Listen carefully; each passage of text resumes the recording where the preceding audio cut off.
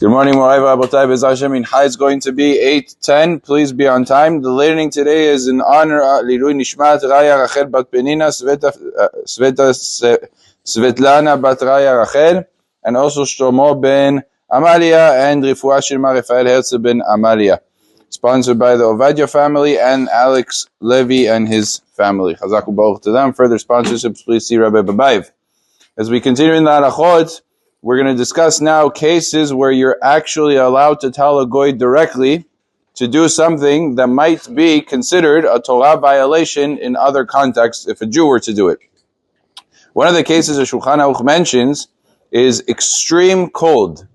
If it's like places like New York sometimes could get this cold, and certainly in Northern Europe where this was more common, where the weather can really get to temperatures that are extremely low. Says the Shulchan Aruch, a person is allowed to directly tell a goy in such a case to even light a fire, which would be asur for a Jew to do biblically, and generally you're not allowed to tell a goy to do something that's asur for a Jew to do on Shabbat, but in that case it would be mutar. And the reason the Shulchan Aruch says is because hakol holim etzel tzina, which means everybody is sick when it comes to extreme cold. If it's so cold, and it's very easy to get sick, and it's considered as if they're sick in terms of the cold. And a sick person, you're allowed to tell a goy to do something for you. But those, the Shulchan Aruch says very clearly, is only when it's extremely cold. If it's just cold, mildly, or even pretty discomfortable, but it's not extreme, Shulchan Aruch says is not allowed to tell a goy at all to turn on a fire or to light. In our times, it would be turning on a heater. You wouldn't be allowed to tell a goy at all to do that if it's just very uncomfortable and it's not extreme cold. However, the Shulchan Aruch has another two levels.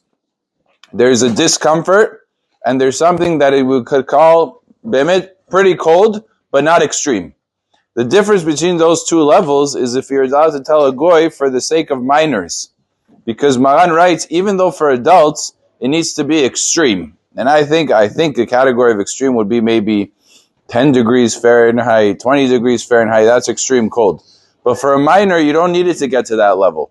Even if it's, let's say, 30 degrees, where it's pretty cold, but it's not extreme cold, you would be able to tell a goy to do it for children, because children are even more sensitive to the cold.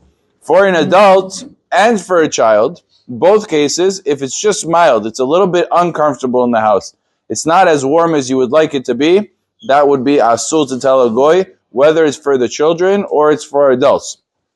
So if you like it when the house is 70 degrees and it's 65, it's 60, it's colder, you wear a sweater. It's not a big deal. You wouldn't tell a goy to do it for the sake even of the minor. But once it gets to temperatures below that, where it could actually get a child sick, and certainly if it gets to extreme temperatures, then even directly you would be allowed to tell a goy to turn on the heat on Shabbat. Baruch Adonai le'olam. Amen ve'amen.